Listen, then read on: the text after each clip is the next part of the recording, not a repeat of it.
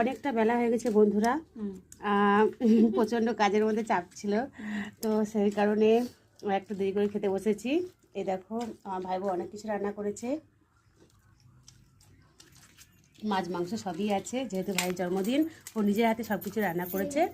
আর আমরা সবাই খেতে বসেছি, তো অবশ্যই করে তোমাদের কাছে শেয়ার করবো, নাহলে তোমরা মনে করবে যে এখনো কোনো এই যে আমাকে সবাই চেনে অবশ্যই। আমার ছুটকি বোন, আমার বাড়িতে সবাই আমার চলে মা, যাবে ঘুরতে। আমাদের ছোট বোনাই